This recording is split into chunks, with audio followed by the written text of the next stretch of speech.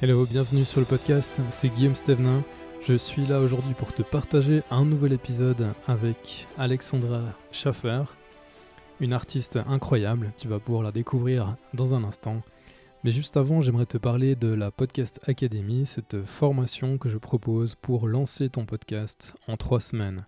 Si tu as envie de créer un lien authentique avec ton audience, si tu as envie de partager ta passion et d'apporter de la valeur à ton audience, eh bien, je te propose de lancer ton podcast en 3 semaines. Donc, il y a 3 fois 2 heures.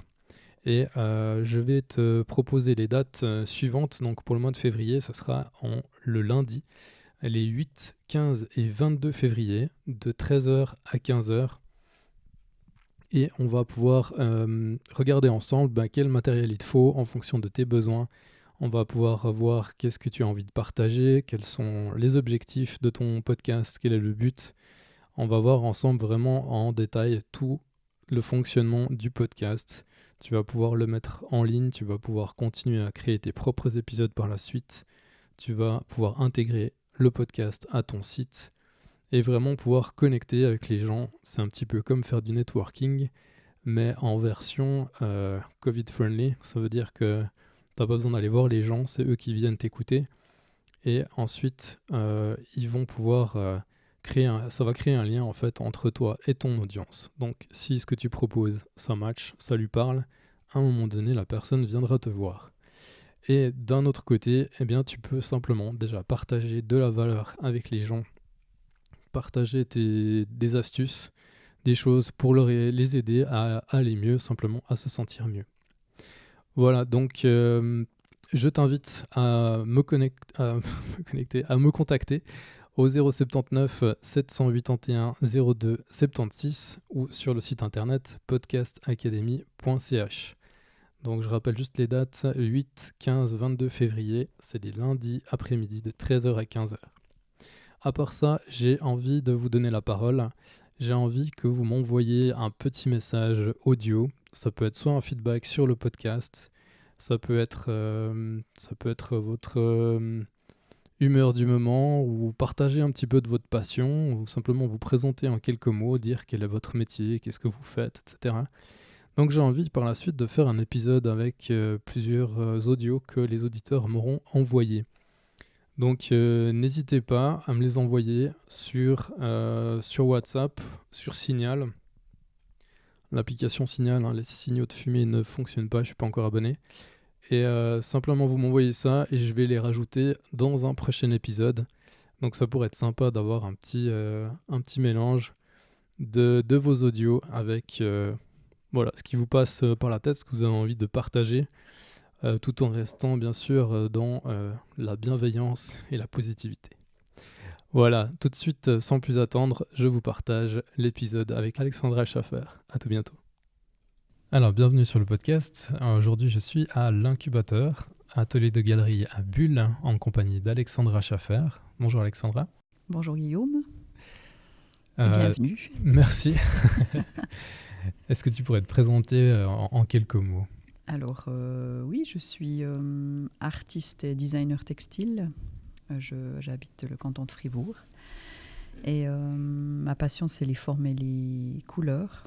Donc, j'aime exprimer mes visions, je reçois comme ça des messages. Je me sens très inspirée. Et en fait, je me sens un peu comme une traductrice qui traduit ces fréquences perçues, ces fréquences invisibles que je perçois, je les traduis au niveau visuel à travers des collages. D'accord. Et puis ces collages sont essentiellement basés sur des formes, des couleurs. Et puis je les édite aussi sur de la soie pour en faire des kimonos, des foulards, des coussins. J'aime aussi le côté textile. D'accord. Comment ça t'est venu, ces idées de découpage? Alors, je crée depuis mon enfance. C'est quelque chose qui m'accompagne depuis toujours. Je suis autodidacte. J'aime expérimenter, découvrir. J'ai parcouru la photographie, la sculpture, la céramique, la confection. Et c'est vrai en 2013, j'ai entrepris une formation de designer textile. Et dans la formation, on avait un exercice de collage. J'avais jamais fait de collage avant. Et puis, j'ai adoré cet exercice de collage au point où j'ai planté ma formation pour faire que du collage. Ok. C'est devenu une passion. Et là, il s'est passé quelque chose de très étrange à ce moment-là, c'est que je me suis sentie habitée par quelque chose d'invisible et de plus grand que moi, qui prenait possession de moi et qui me poussait à créer nuit et jour. J'ai fait des collages comme ça en série où je sais jamais ce que je vais créer, mais c'est toujours un accouchement, j'ai envie de dire. C'est qu'au moment où j'ai terminé d'être un peu comme en état de transe, je découvre l'œuvre. Puis je suis là, bienvenue au monde. Mais je ne sais pas du tout ce que je vais créer. Donc je me laisse vraiment habiter et imprégner comme ça par cette inspiration. Et puis, donc depuis 2013, je colle, je découpe et je colle. D'accord. Excellent. Du coup, qu'est-ce que tu proposes différentes choses par rapport à ce que tu as créé, comme des tableaux?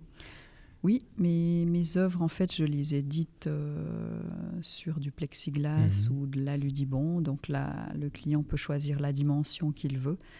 Et puis, je crée des tableaux. Et puis, justement, ces textiles aussi que je propose sont, en général, j'aime la série limitée. L'idée, c'est d'avoir des pièces qui soient rares aussi, quelque chose de rare, de précieux. Et puis de travailler dans des matériaux nobles comme la soie ou le cachemire. D'accord, donc j'ai vu que tu avais des foulards, il y a des coussins, il y a différentes choses comme ça. Voilà, j'ai des carrés, foulards en soie ou en cachemire, des kimonos. Je travaille aussi j'aime le côté aussi décoration d'intérieur. Donc il y a une ligne de coussins. J'aimerais partir aussi dans la tapisserie, le tapis. Je me sens illimitée et sans frontières. Donc j'ai encore plein de projets là qui sont en gestation dans mon esprit et qui vont certainement bientôt voir le jour. D'accord. Parle-nous de ce que tu proposes qui s'appelle Colore ta vie. Avec de la peinture, on met une combinaison. Ah oui, voilà, d'accord. Oui. Ouais.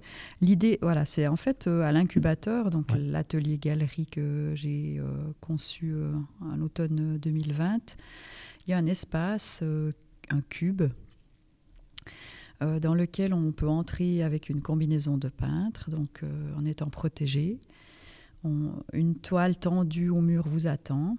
Des ustensiles, des outils, de la brosse de toilette au pinceau, des pots de peinture. Et puis, l'idée, en fait, c'est de vous laisser vous exprimer librement, seul, en couple, à deux, en famille, entre amis, de créer une toile comme ça, spontanément, une toile abstraite ou pas. Et ensuite, moi, je vais la tendre sur châssis et puis vous pouvez repartir avec ce souvenir-là de ce moment partagé de douce folie. Et puis, parle-nous un petit peu des tableaux. De quoi ça parle? Qu'est-ce que tu racontes à travers tes tableaux? Alors, tous mes tableaux sont des passages de ma vie. C'est comme si j'avais expérimenté beaucoup de choses dans ma vie, enfin comme tout le monde, on me dira. Mais c'est comme si aujourd'hui, on me demandait d'en être messagère, de les transmettre plus loin, parce que j'ai pris conscience d'énormément de choses. Beaucoup de choses m'ont été mises en lumière à travers mes expériences. Et c'est comme si, en fait, une fois que l'expérience que j'ai vécue a été vécue, alors douloureusement au départ, mais ensuite intégrée, comprise, c'est comme si maintenant je pouvais la passer plus loin en disant, tu vois, moi j'ai fait comme ça dans ce cas-là. Et puis, donc tous mes messages, tous mes tableaux sont comme des messages au monde. Il y en a par exemple un qui s'appelle Méditation. Pourquoi ? Parce que je me suis mise à la méditation il y a plus de 15 ans. Et puis, j'en ai découvert les bienfaits. C'est comme si maintenant, grâce à ce tableau, on arrivait à se connecter à son corps. Puisque pour moi, plus que de la méditation, ce que je fais, c'est que je me connecte à mon âme, mais surtout, je plonge profondément dans mon être et dans mon corps. Et quand je suis dans cette présence à moi-même, eh bien pour moi, c'est la plus belle méditation. Et j'ai créé un tableau. On m'a demandé quelque part, j'aime à dire, est-ce que c'est mon âme ou le monde invisible qui m'a poussé à le faire? Mais en tout cas, on m'a comme ça soufflé de créer une œuvre qui allait justement aider les gens à se connecter à leur corps. Et puis ce tableau s'appelle Méditation. Mais c'est quelque chose que j'ai vécu, intégré et que je peux maintenant transmettre. D'accord. Donc mes tableaux parlent de reprogrammation cellulaire, de souffle de vie, d'ancrage, de connexion, aussi des facettes de ma personnalité qui sont peut-être plus en lien avec la matière, comme l'entrepreneuse. Il y a toujours dans mes tableaux la facette de la femme. Alors je ne sais pas si c'est un peu moi que je mets dans mes tableaux ou c'est le féminin que j'honore à travers ces femmes que je mets dans les tableaux. Mais c'est vrai que comme ça m'est demandé en tout cas d'œuvrer autour de la femme. D'accord. Est-ce qu'il y a une matière que tu préfères travailler? Dans le collage, donc je découpe des images que je recueille dans des magazines. J'aime beaucoup le découpage, ça a quelque chose de méditatif. D'accord. Donc je passe des fois des journées entières juste à découper. Et je suis fascinée par la beauté, donc je vais rechercher dans les magazines tout ce que je trouve beau. Alors ce qui est beau à mes yeux, c'est pas spécialement quelque chose d'esthétique, mais c'est quelque chose qui vibre. Donc pour moi, une voiture rouillée pourra être belle, une plante séchée pourra être belle aussi, quelque chose d'écaillé ou de fêlé pourra être beau. Donc j'ai une relation à la beauté qui est particulière dans l'impact qu'elle a sur moi. Ouais. C'est en fait ce que je vais trouver beau, c'est au final l'impact que cet objet ou cette image a sur moi. Puis là je me dirais ok, ça me fait vibrer, je prends. D'accord. Donc le découpage, c'est quelque chose que j'aime beaucoup.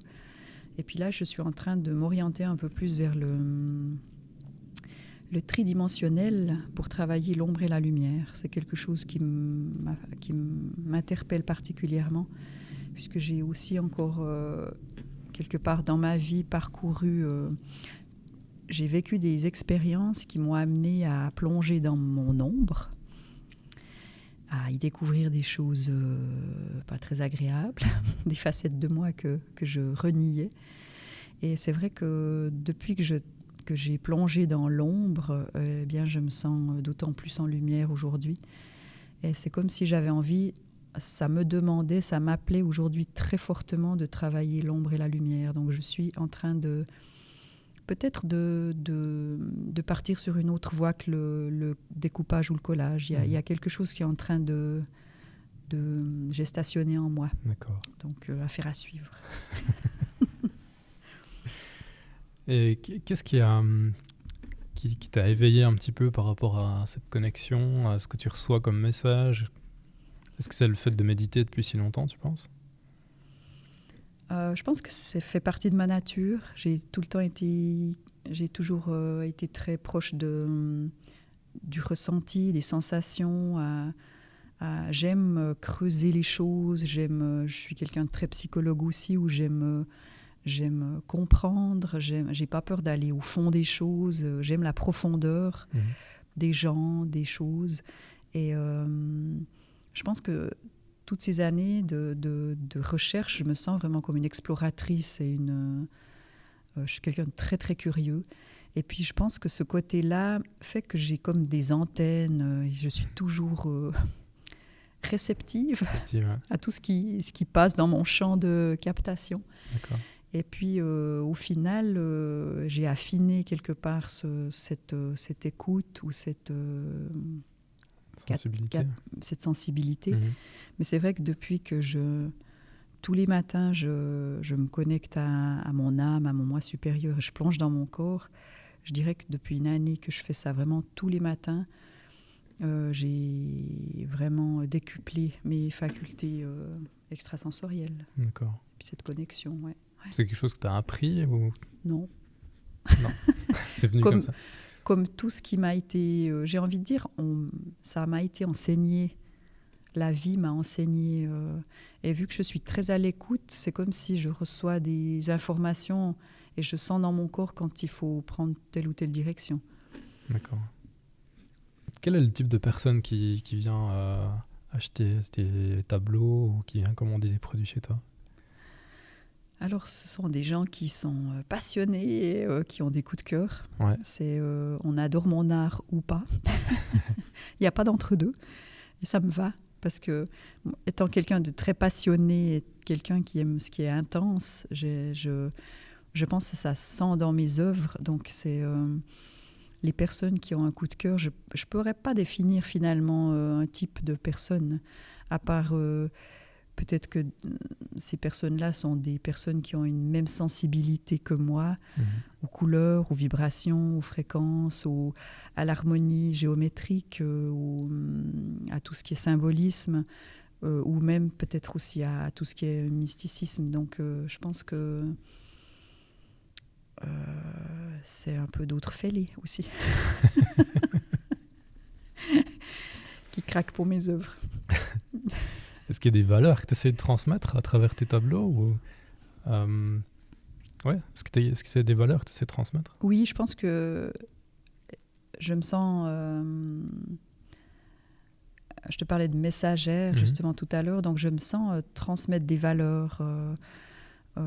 J'ai clairement une œuvre qui s'appelle Amour de Dieu, donc derrière Dieu on pourra mettre finalement ce qu'on veut. Moi ça me parle. Donc ça peut être l'amour de la vie, l'amour de l'intelligence universelle, quelque chose de plus grand que nous. Il y a aussi une valeur que j'ai envie de transmettre, c'est la valeur de l'harmonie. Donc j'aime créer des œuvres qui sont harmonieuses, tant au niveau des tons, des nuances que des compositions. Il y a la valeur de, par exemple pour la femme, j'ai créé un tableau qui s'appelle l'entrepreneuse. Ouais. Pour moi, c'est quelque chose de... J'ai envie vraiment de transmettre c'est quelque chose que je vis, le fait d'être entrepreneur. Et moi, je m'épanouis pleinement et j'ai envie de dire aux femmes, pas qu'aux femmes, hein, mais vu qu'il y a des femmes dans mes œuvres, mais c'est vraiment... allez-y, j'ai envie de dire tremblez, mais osez. Et puis entreprenez. Pour moi, la vie, c'est peut-être là la valeur que j'ai envie de transmettre, c'est que la vie, quelque part, elle est faite d'actes et elle est faite d'opportunités. Oui, je suis une opportuniste. Dans le sens où quand une opportunité se présente à moi, si ça résonne juste en moi, je fonce et j'y vais. Je me pose pas 36 000 questions. Donc j'ai ce côté aussi, j'aime entreprendre. Et peut-être que il y a une part de folie en moi, mais cette part de folie, elle m'emmène dans un monde... elle me sort de ma zone de confort et c'est là où je rencontre la magie, clairement. Ouais. Donc oui, clairement, il y a des valeurs que j'ai envie de transmettre à travers mon art. Très bien. Est-ce que tu pourrais nous citer un moment difficile et un moment extraordinaire dans ton projet de galerie et d'artiste?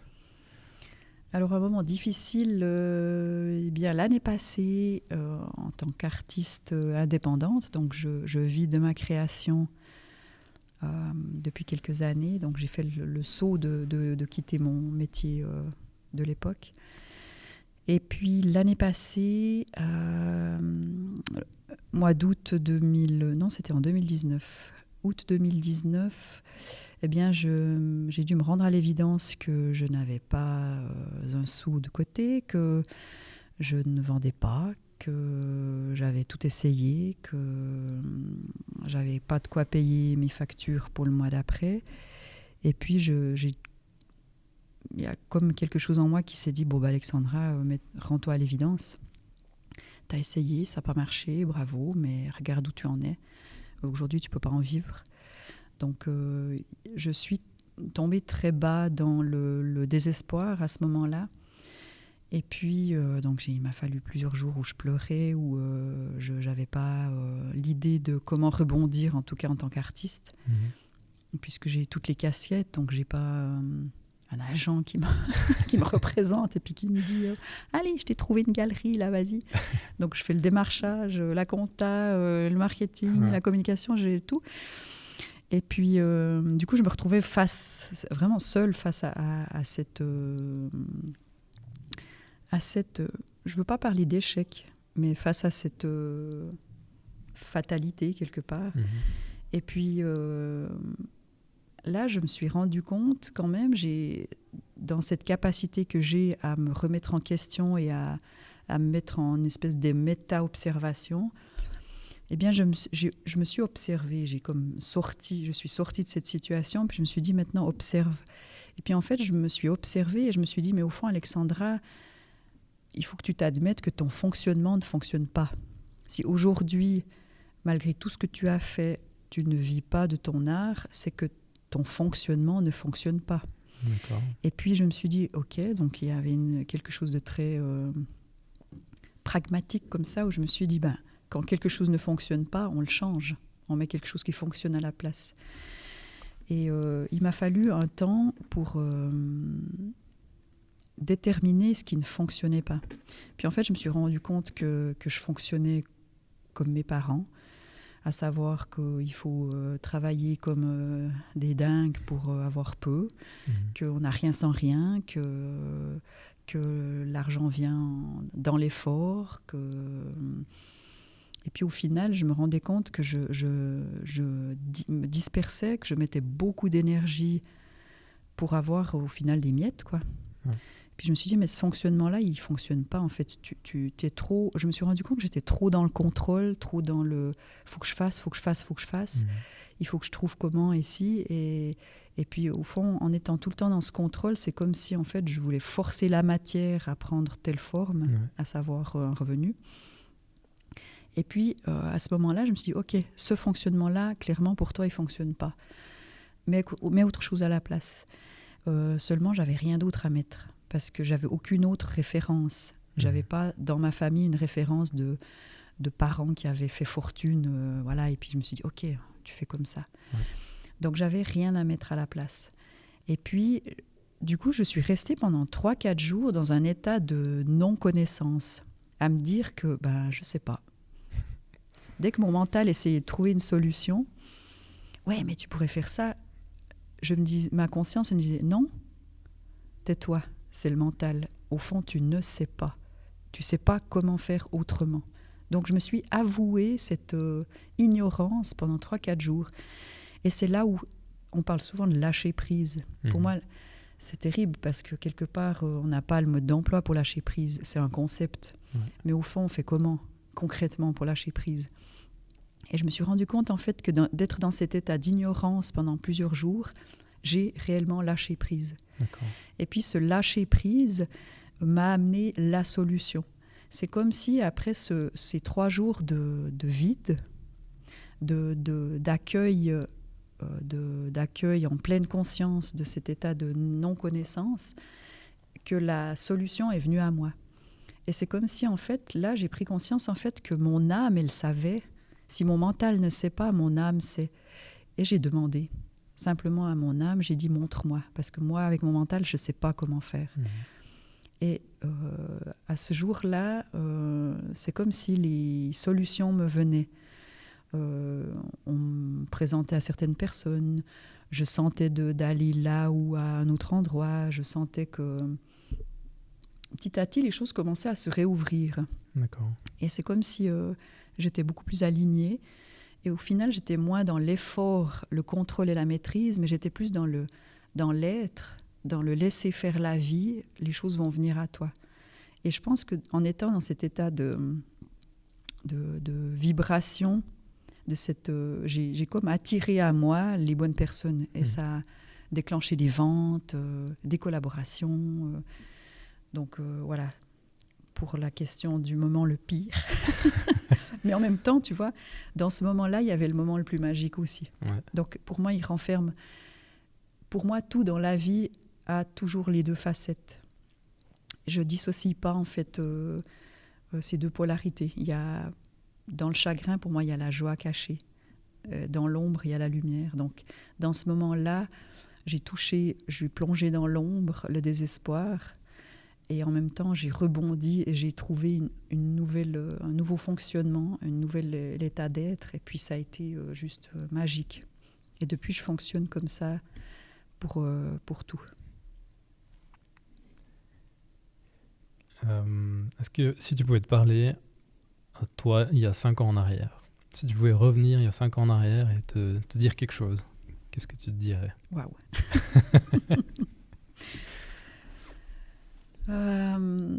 Bravo. Je pense que je me dirais refais exactement la même chose. Tu as fait juste. Les erreurs que tu as faites, tu devais les faire. Les choix que tu as faits, c'est OK finalement. Parce que je vois où j'en suis aujourd'hui. Donc, je dirais à l'Alexandra d'il y a 5 ans,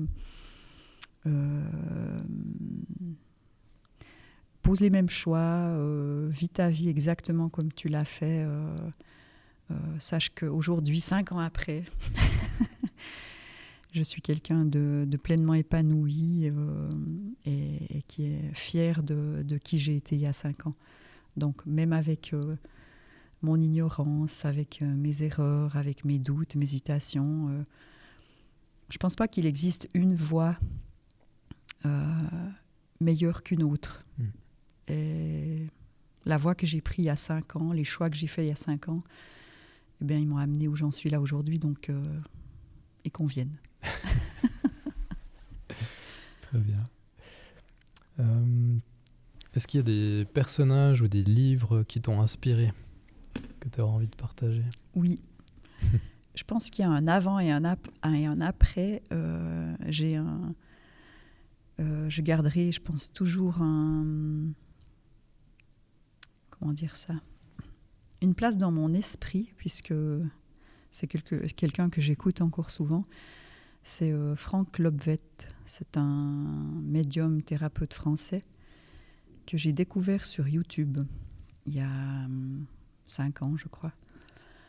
Et puis, là aussi, je me suis sentie inspirée d'aller vers sa vidéo. Et quand j'ai écouté sa vidéo, qui parle de l'acceptation de soi, ça a ouvert en moi des portes encore inconnues et encore bien barricadées, à savoir que ce que je suis aujourd'hui convient. Tant dans mes forces que dans mes faiblesses, tant dans mon ombre que dans ma lumière. Donc, il a mis en moi...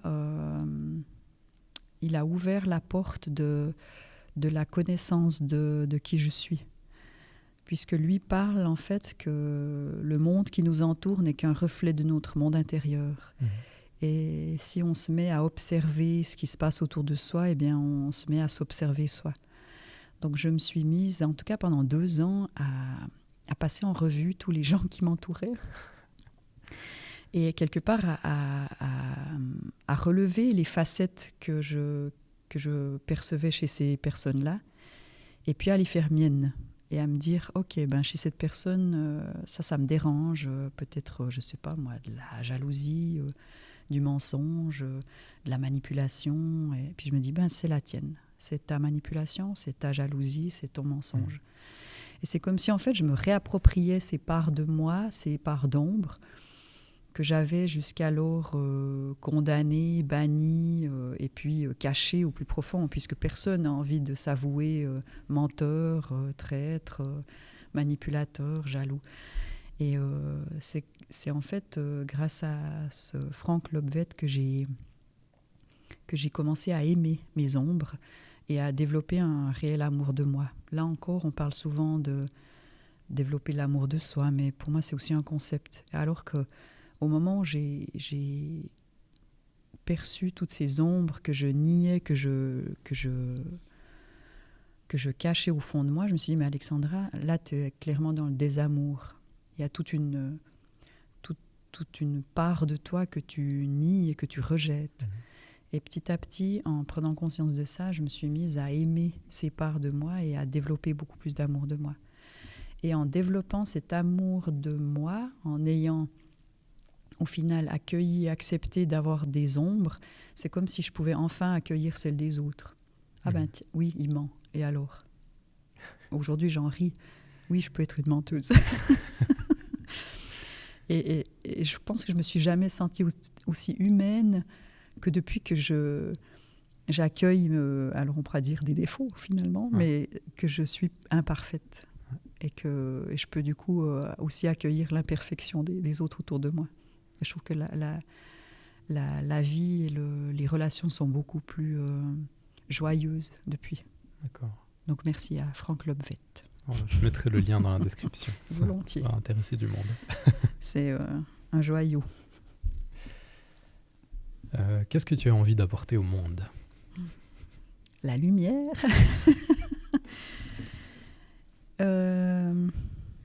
Ouais, je pense que la lumière sous toutes ses formes, puisque pour moi la lumière, quand on la décompose donc au niveau clairement physique, on retrouve toutes les couleurs de l'arc-en-ciel. Et à travers mes œuvres, je suis très très, je suis une coloriste passionnée, et à travers mes œuvres, clairement je propage la lumière, puisque mes œuvres sont très colorées.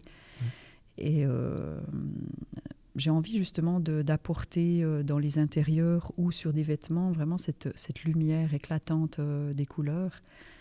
Et puisque je suis persuadée que la lumière, la couleur, est une fréquence vibratoire qui viendra impacter le vivant.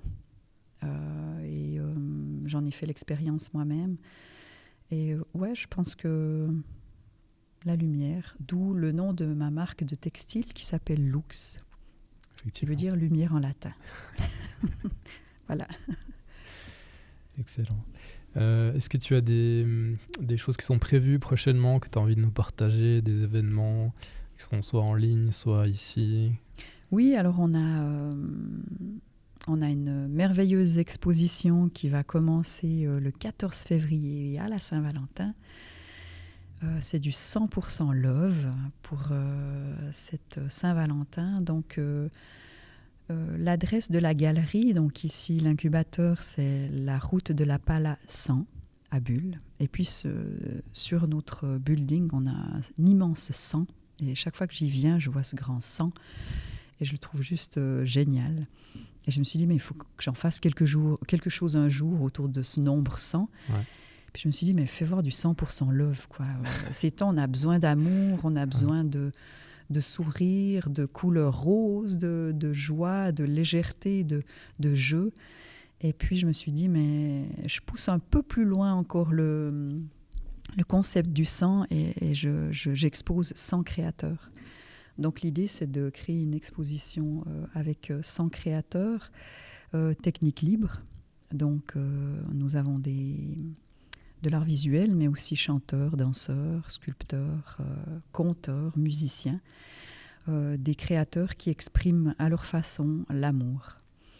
Et cette exposition me tient particulièrement à cœur, puisque pendant cette période de restriction, eh bien, il m'a fallu être inventive. L'idée, c'est quand même de partager l'art, la culture. Et puis, je vais quand même faire quelques visites sur rendez-vous privés avec, au niveau des restrictions, on a droit à 5 personnes pour la culture. Eh bien, on fera des toutes petites visites privées, VIP. Mais c'est juste merveilleux d'avoir une galerie pour un tout petit groupe comme ça. Et c'est vrai qu'on aura la chance d'avoir des artistes et des performances artistiques de musiciens ou de conteurs qui viendront justement régaler les oreilles de quatre spectateurs comme ça privilégiés, puisque ce seront de mini concerts comme ça, tout intime. Et puis ce qui me tient aussi à cœur, c'est de proposer à tous ces amoureux, puisqu'on est bientôt à la Saint-Valentin, c'est de venir exprimer leur amour sur une toile, à deux, dans l'incubateur, et puis d'oser exploser cet amour sur la toile avec votre chéri. Un moment de complicité, d'intimité, de rire aussi. Et puis, on dit souvent que les souvenirs les plus marquants, ce sont des souvenirs dans lesquels on a eu des émotions. Ouais. Et là, clairement, ce que je vous propose, c'est vraiment de vivre un moment de qualité avec votre partenaire et puis de repartir avec une toile comme souvenir. Donc, je pense que ça peut être un chouette cadeau de Saint-Valentin. Un bon entendeur. Excellent. Est-ce que tu as un site internet ou une page Facebook où on peut te retrouver? Oui, alors j'ai un site internet, alexandraschafferart.com, où là vous retrouvez mes œuvres, mes ateliers créatifs, puisque j'anime aussi des ateliers créatifs. Et puis l'incubateur, donc la galerie ici, l'atelier sur Bulle, a une page Facebook. C'est simplement incubateur atelier galerie. On a aussi une page Instagram du même nom. Okay. Pas encore de site, ça ne saurait tarder, mais on attend un petit peu aussi de trouver des fonds, puisque pour l'instant je suis bénévole dans cette grande aventure qui est l'incubateur. Ouais. Donc avis aux partenaires financiers qui souhaitent contribuer à cette belle aventure. Nous avons de merveilleuses prestations à proposer sous forme d'ateliers, d'événements,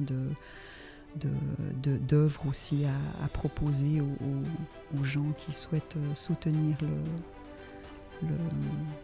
notre projet. Super. En tout cas, on te souhaite plein succès. Merci beaucoup, Guillaume. Et à tout bientôt dans la galerie. Merci. Oui, à bientôt. À bientôt. Au revoir. Ciao.